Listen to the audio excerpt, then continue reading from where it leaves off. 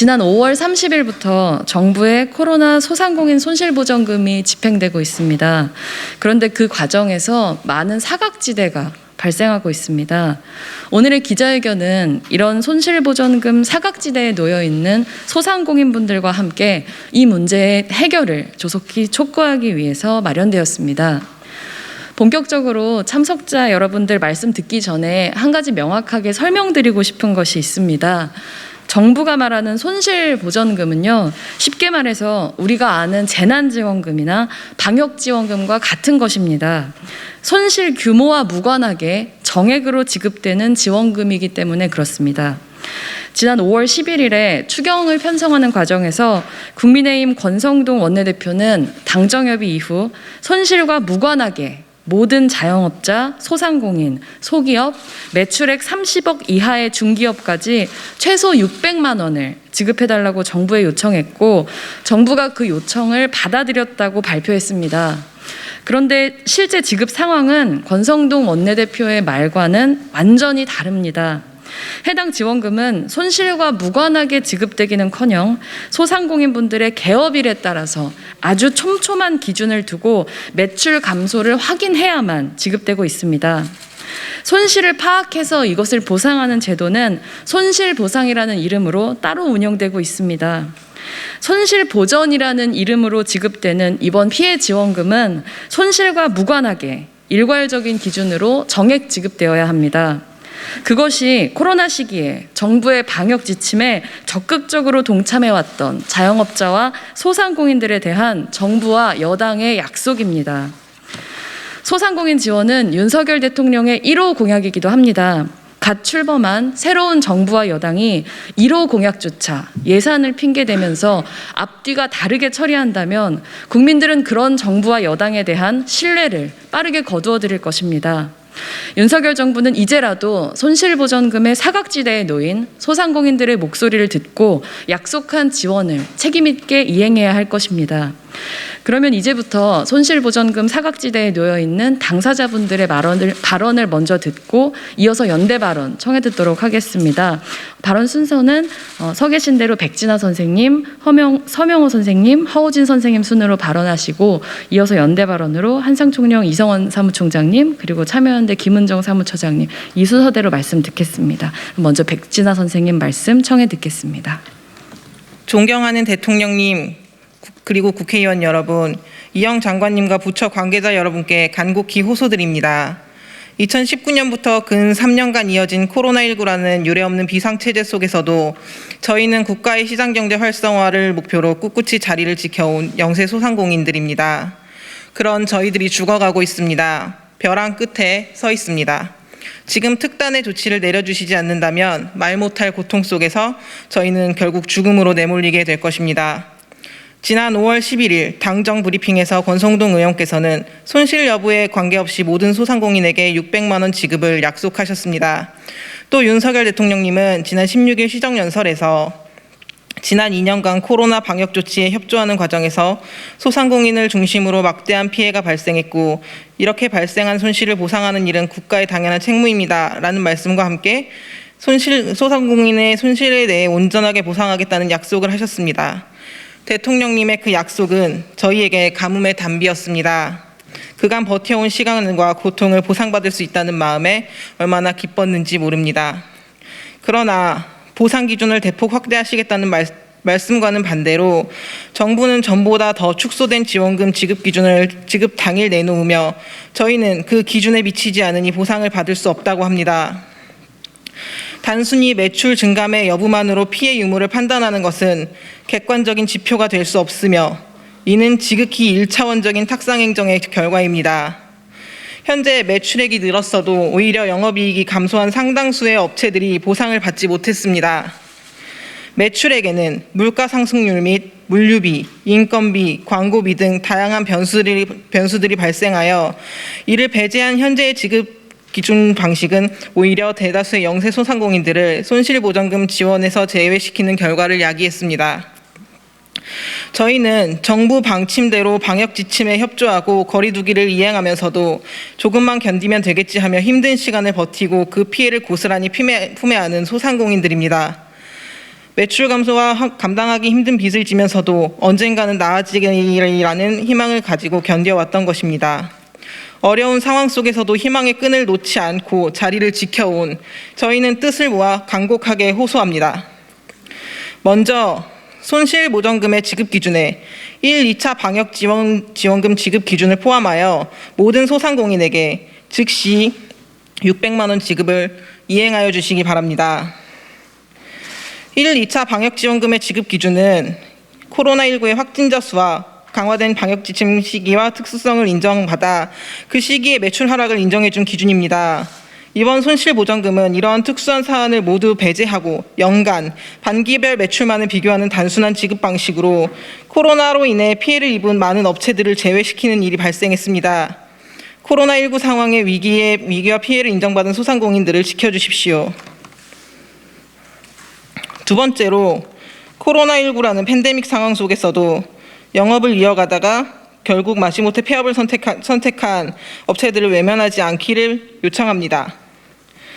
우리는 모두 코로나라는 비상 상황을 견뎌온 사업자들입니다. 정부의 집합금지, 영업제한 등의 조치를 받아 정상적인 영업에 피해를 입은 모든 사업장은 폐업 유무에 따라 폐업 유무에 관계없이 그 피해를 보상받아야 합니다. 그러나 현 기준에 따르면 견디다 못해 연말에 결국 폐업을 결정한 대다수의 사업체들은 보상을 받을 수 없다고 합니다. 피해를 입은 모든 사업장의 폐업 기준에 대해 철회하고 손실보전금을 지급해 주십시오. 마지막으로 약속하신 소급 적용에 대해 시행해 줄 것을 간곡히 요청합니다. 대통령님께서 후보자 당시 약속하신 실질 손해보상인 손실보상 소급 적용을 지켜주십시오. 손실보상 소급 적용이 실행되지 않는 것은 정부가 약속한 온전한 피해 보상이 될 수 없습니다. 감염병 예방법 제70조에 따르면 손실을 입은 자에게 손실을 보상하여야 한다고 규정하고 있습니다.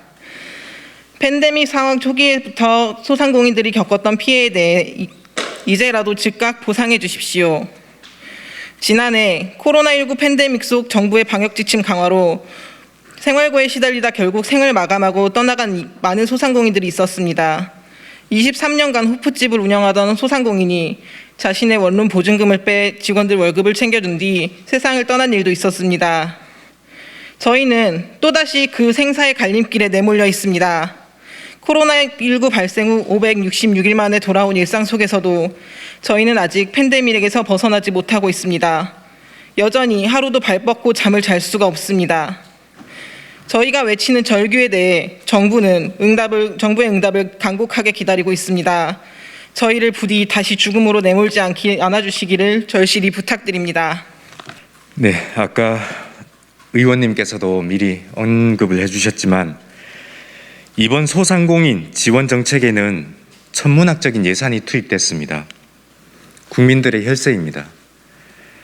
이 나라의 국민으로서 이 정책이 올바르게 집행되고 있는지 지켜보고 확인해야 합니다.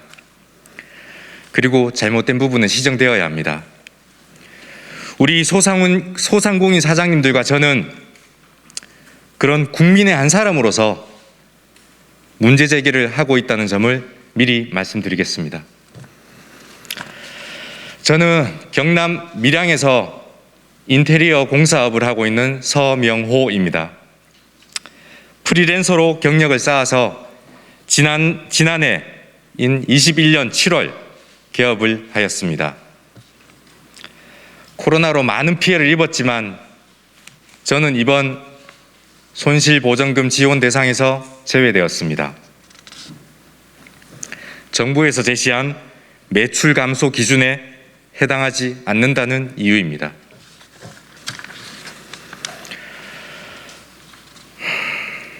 이 기준의 문제점에 대해서 제가 말씀을 드리겠습니다. 총 5가지입니다. 첫째, 매출 감소 기준에는 매출의 감소만을 고려하고 있습니다. 매입은 전혀 고려되지 않고 있습니다. 매출은 소폭 상승했으나 매입이 더 증가하여 실제로 소득은 감소하는 경우가 많습니다. 비일비재합니다. 한마디로 적자인 것입니다. 소상공인들은 임대료, 자재 구입, 광고비, 인건비, 각종 경비들을 지출합니다. 그리고 필수적으로 발생하는 지출도 있지만 예상치 못한 일정치 않은 지출도 있습니다. 그러나 이번 정부의 현재 손실보전금 지급 기준은 오로지 이 매출만을 기준 삼고 있습니다. 국세청이 보유한 과세 인프라를 활용하면 소상공인의 피해를 파악할 수 있습니다. 정부에서 의지만 가지신다면 어려운 일이 아닙니다. 할 수 있지만 하지 않으시는 이유가 궁금합니다. 그리고 더 심각한 문제는 이 매출 감소 기준이 저희 소상공인에게만 적용되고 있다는 것입니다. 특정해서 말씀드리긴 그렇지만 6차 특고 프리랜서 고용 안정지원금, 버스, 법인 택시 등 운수 종사자 지원금에는 매출 감소 기준이 전혀 없습니다.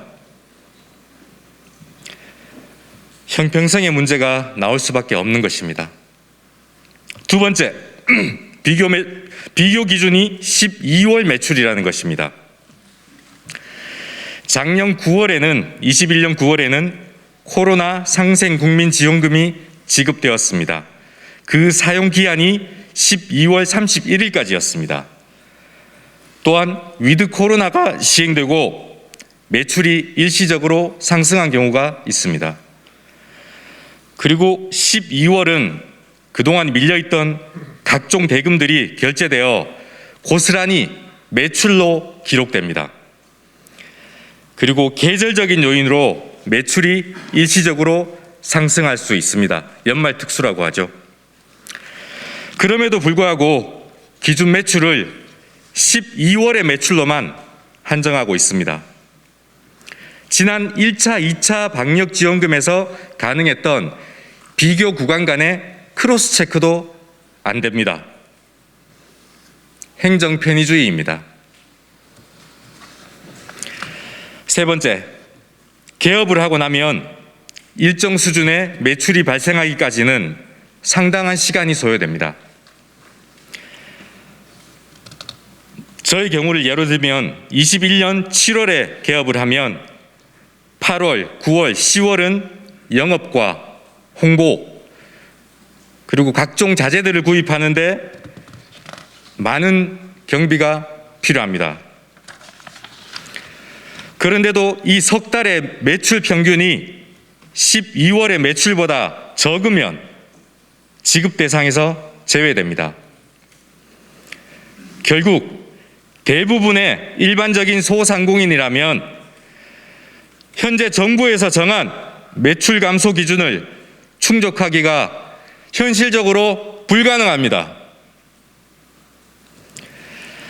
단순한 1차원적인 숫자의 계산만으로는 우리 소상공인들의 피해를 판단할 수 없는 것입니다. 현실과 너무나도 동떨어진 기준입니다.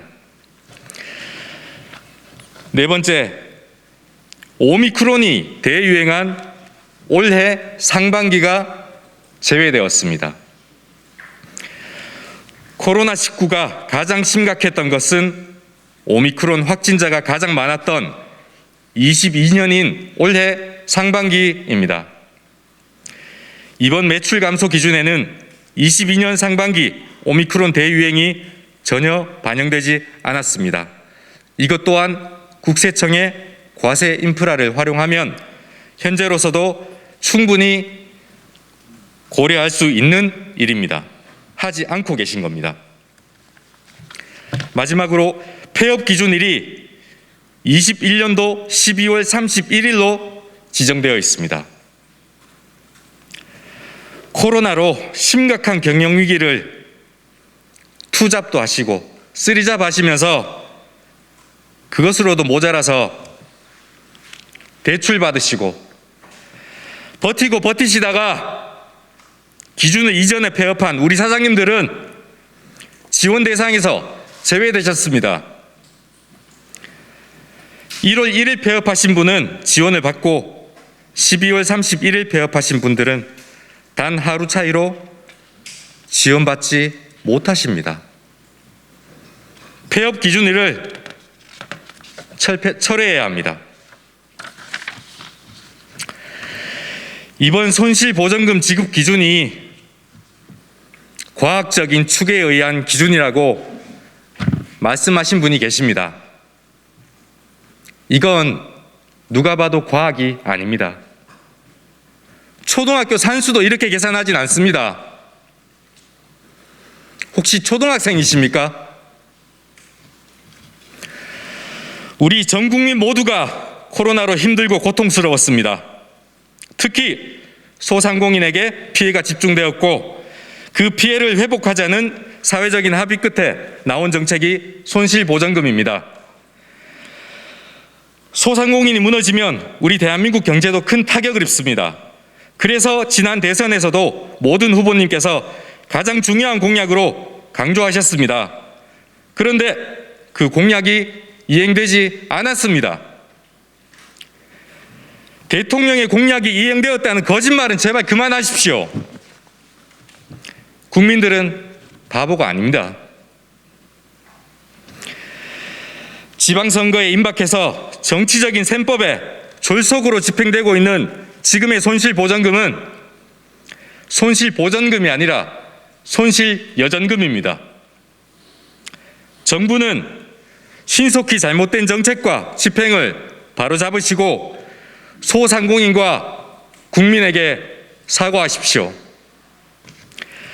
더 이상 공약을 이행했다는 거짓말로 우리 국민과 우리 소상공인들을 기만하고 갈라치기 하지 마시기를 간곡하게 부탁드리겠습니다. 제발 정치적인 판단보다는 상식적인 판단을 해 주십시오. 저희 소상공인들의 목숨이 걸린 일입니다. 우리 소상공인들은 정부에서 먼저 제시하고 구체적으로 약속했던 손실보전금이라는 마지막 희망의 끈조차 빼앗겨버린 상황에 놓여 있습니다. 희망은 주었다가 뺏는 것이 아닙니다. 이상입니다. 네, 저는 영등포에서 도소매업하고 있는 허우진이라고 합니다. 저는 사례 위주로 많이 말씀드릴 건데 저는 이렇게 생각합니다. 이 본안이 단순한 그 스트레이트성 기사가 아니라 탐사 보도가 이루어져야 될 사안이라고 생각을 하고 제가 사례를 한 4-5가지 말씀드릴 테니 좀 관심 가져주시고 기사 많이 써주셨으면 좋겠습니다.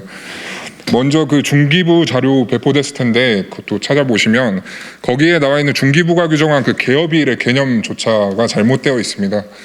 중기부에서 규정한 개업일은 사업자 등록증을 처음 발급한 날로 되어 있습니다. 근데 사실 사업을 시작할 때 제일 먼저 하는 일이 사업자 등록증을 발급하는 거고 그때부터 대출받고 뭐 임대하고 인테리어 하고 하면 2-3달은 그냥 지나갑니다. 그럼에도 불구하고 개업일을 사업자 등록증 첫 발급일로 규정함으로써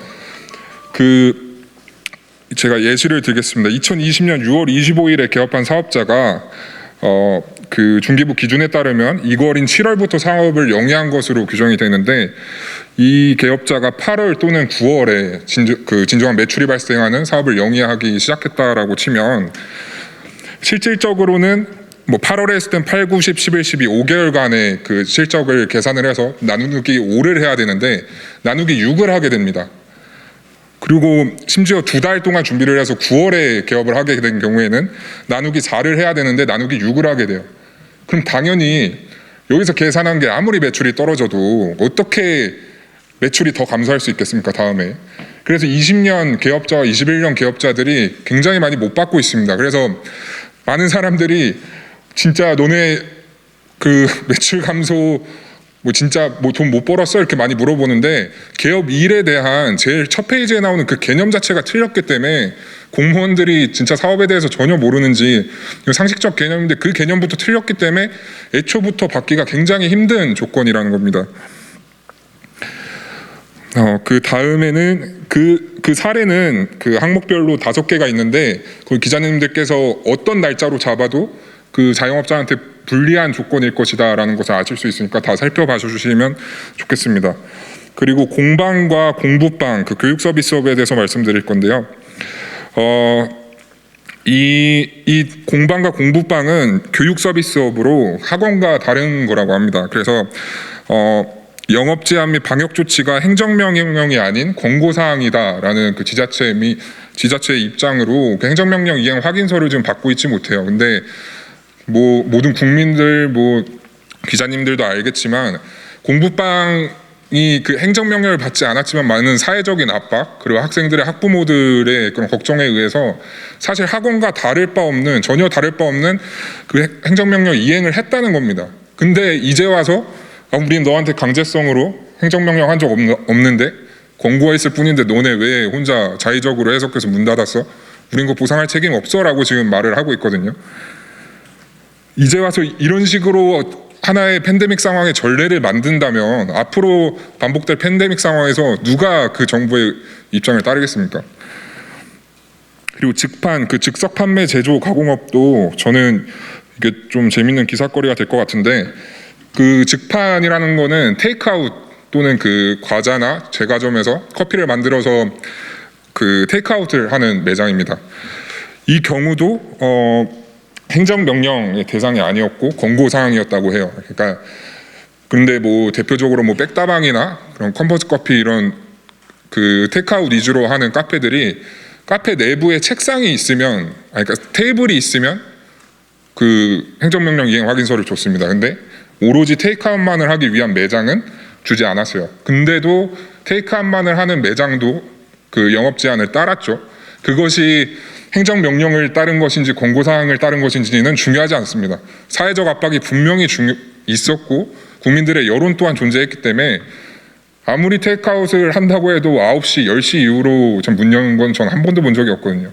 근데 이제 와서 그때 K방역 이러면서 국민들의 수준 높은 그런 자영업자들의 동참을 굉장히 응원해 놓고 이제 와서는 우린 강제성 없었다 이렇게 해버리면 뭐 하는 짓입니까? 그리고 그 영업 관련 교육의 취소를 정했는데 대표적으로 그 대기업의 가전제품을 그 운송하는 기사님들이 대부분 그 LG나 삼성에서 교육을 받습니다. 그러니까 사업자 등록증을 발급받고 교육을 받는데 그 교육이 다 취소가 됐어요. 그래서 아까 제가 처음에 말씀드렸던 사례를 대입을 하면 사업자 발급증을 받았기 때문에 이미 개업이 시작됐는데 매출은 0이에요. 교육을 아직 못 받았으니까. 그렇게 돼서 3-4달 이후에 진정한 사업을 영위하는 실질적인 개업을 하고 나서부터 계산을 하게 되면 매출이 반토막이 나든 진짜 한 4분의 1이 되든 받을 수 없는 상황이 벌어진다는 겁니다. 그리고 네 번째는 1인 사업자, 영세 자영업자 같은 경우인데 1인 사업자 혹은 직원 1명 정도 두고 일하시는 분들은 내가 걸리든 직원이 코로나가 걸리든 둘 다 자가격리를 하게 되잖아요. 그럼 둘 다 자가격리를 하게 되면 사실상 사무실이든 매장의 문을 닫아야 됩니다. 특히나 저 같은 경우에는 쇼핑몰을 하는데 쇼핑몰이 왜 그 지원금 받으려고 하냐라고 하는데 쇼핑몰의 특성상 대체 인력을 투입하기가 힘들어요. 왜냐하면 사장이랑 직원 둘만 하니까. 그래서 사실상 자가격리 대상이 돼서 2주간 문을 닫았습니다. 2주간 문을 닫는다라는 것은 많은 분들 아시겠지만 쿠팡이나 네이버에 랭킹 1위 올리는데 진짜 수천만 원이 들거든요. 근데 2주 동안 쉬면 그게 다 내려옵니다. 그럼 도대체 손해가 얼마니까? 그래서 저도 안 될 걸 알면서도 그 행정명령 이행 확인서를 떼려고 요청을 하니까 하는 말이 우리는 그 사장님이랑 직원 자가격리하라고 했지 사무실 문 닫으라고 한 적 없다. 그런 행정명령 한 적 없다라고 하는데 말이 됩니까? 그럼 어디 사무실에서 자가격리해야 됩니까? 이러한 상황들이 저희도 지금 사례를 계속 취합하고 있는데 한두 건이 아닙니다. 그래서 전 윤석열 정부와 민주당 또 야당 여야에 정말 요청드리는데 저도 사업을 하는 사람으로서 다른 사업장에 대해서 이런 일이 있는지 전혀 몰랐습니다. 하물며 공무원, 정치권, 기자분들이 책상에서 상상을 해봐야 상상할 수 없는 일들이 지금 많이 벌어지고 있습니다. 그래서 소통을 해야 되고 이게 스트레이트성 그냥 기사로 나갈 게 아니라 많은 자영업자들과 만나서 모든 케이스가 다 다르기 때문에 좀 더 좀 관심 가져주시고 좀 노력해 주셨으면 좋겠고, 그리고 지금 1시 40분에 중기부에서 기자회견을 한다고 합니다. 맞불 기자회견인지 뭔지 모르겠지만 좀 분명히 말씀드리고 싶은데 저희는 포기하지 않습니다. 저희는 끝까지 싸울 거고 저희는 600만 원에서 멈추지 않을 것입니다. 22년에도 지금 상반기 제일 큰 타격을 입은 22년 상반기는 앞으로 존재하지 않게 돼 600만 원으로 끝날 텐데 저희는 끝까지 이 팬데믹이 끝날 때까지 싸우겠습니다. 감사합니다. 예, 손실보전금 사각지대의 사례와 지금 추가 필요성에 대해서는 앞에서 당사자분들이 많이 설명해 주셨기 때문에 짧게만 말씀드리겠습니다. 이번 손실보전금은 대선 때 나왔던 온전한 손실보상의 마침표가 아니라 시작점이 되어야 된다고 생각을 합니다. 여전히 사각지대에 놓이신 분들도 많고 또 소급 적용의 문제도 남아 있습니다. 단순한 금전 지원뿐만 아니라 부채, 탕감 대책, 신용 문제, 경제 불능 상태에 빠진 수많은 소상공인 자영업자들을 어떻게 해결할 것인가 지금 당장 정부가 나서야 될 것 같습니다. 얼마 전 대통령님이 기업들을 향해 저녁에 시간 많으니 연락을 달라라고 말씀을 하셨습니다. 근데 지금 대통령님이 바로 만나야 될 사람들은 코로나로 인해 특수를 누렸던 기업들이 아니라 바로 이 자리에 있는 소상공인 같습니다. 하루라도 빨리 대통령님이 현장에 있는 여전히 고통받고 있는 소상공인들과의 만남이 이루어지길 절실히 기대합니다. 예, 안녕하세요. 참여연대에서 일하고 있습니다. 김윤정입니다. 사실 기자회견 연대 제안 받고 좀 당혹스러웠습니다. 그 손실 보전금과 관련해서는 일괄 지급하는 거다라고 참여연대조차 그렇게 생각을 하고 있었는데 오늘 많은 말씀 들어보니까 사실 이 기만적 정책에 대해서 분노하지 않을 수 없습니다. 잘 아시겠지만 윤석열 대통령의 제1호 공약과 국정과제는 소상공인의 온전한 회복이었습니다. 그 누구보다 열심히 외쳤고 대선 과정에서 중소상인들의 소상공인의 손을 잡아줬던 것으로 기억합니다. 하지만 뭔가 다를 거라고 생각했던 윤석열 정부마저도 오히려 기만적 정책으로 당사자들에게 피눈물을 안겨주고 있지 않나 싶습니다. 사실 온전한 손실보상은 소급적으로 통해서 이루어질 수 있었는데 이것이 국정과제에서도 그리고 이번에 발표했던 새 정부 경제정책 방향에서도 누락되었기 때문에 사실 많은 우려를 갖고 있긴 했었습니다. 하지만 손실보전금과 관련해서조차도 다시 한번 이렇게 국민들을 속일 거라는 생각은 하지 못했었습니다. 윤석열 정부도 손실보전금에 대해 지난 2년간 코로나19 방역 조치로 누적된 소상공인의 직간접 피해를 온전하게 보상하기 위해 추진하는 윤석열 정부의 최우선 소상공인 정책으로 기존 방역지원금과 차별화를 위해서 만든 명칭이라고 밝힌 바 있습니다. 하지만 진정한 차별화는 명칭이 아니라 그 내용에서 찾아야 할 것 같고요. 그 내용의 허상에 대해서는 오늘 기자님들도 많이 느끼셨을 거라 생각하고 있습니다. 윤석열 정부의 민낯이 드러난 것 아닌가 싶고요. 하지만 윤석열 정부가 더 늦기 전에 이런 손실보전의 사각지대를 제대로 파악해서 빠트리는 사람 없게 보존해야 한다고 생각합니다. 현재 자영업자 부채가 900조 원 넘게 누적되고 있습니다. 이는 하반기 우리 경제에 큰 리스크로 돌아올 수 있다는 우려도 제기된 바 있습니다. 정부 방역 조치에 따른 손실을 민간의 부채로 떠넘긴 이 부분에 대해서도 정부가 반드시 책임져야 할 것입니다. 그리고 윤석열 정부는 그동안 소상공인을 괴롭혀온 상가 임대차 문제, 프랜차이즈 본사나 플랫폼 기업의 갑질 문제, 그리고 재벌 대기업의 골목상권 침탈 문제에 대해서도 그 어떤 구조적인 문제를 해결하겠다라는 정책 방향을 제시하지 않고 있습니다. 사실 중소상인, 소상공인의 문제가 손실보상 하나로 해결될 수 있는 것도 아니고 그 구조적 문제를 해결해야만 온전히 이루어질 수 있다고 보고 있습니다. 그래서 소상공인의 지속 가능성을 위한 윤석열 정부의 인식 전환과 정책적 고민을 촉구합니다. 코로나19로 인한 소상공인의 경제적 어려움 해결을 위한 실효성 있는 정책을 촉구하고 그리고 더 이상 국민을 기만하는 정책으로 당사자들의 가슴에 피눈물을 뽑지 않기를 바랍니다. 감사합니다. 네, 오늘 소상공인 자영업자 당사자 여러분들의 생생한 목소리로 지금 윤석열 정부에서 시행하고 있는 이 손실보전금 방치 정책의 허상을 낱낱이 말씀을 드렸습니다. 근데 오늘 말씀드린 얘기는 진짜 빙산의 일각에 불과하고요. 이 자리에 함께 오고 싶으셨지만 이 순간에도 생업이 바쁘셔서 함께하지 못하신 많은 분들이 계시다는 것 꼭 말씀드리고 싶고요. 언론인 여러분들의 이 문제에 있어서의 큰 관심 그리고 취재를 다시 한번 요청드립니다. 이것으로 기자회견 마치겠습니다. 고맙습니다.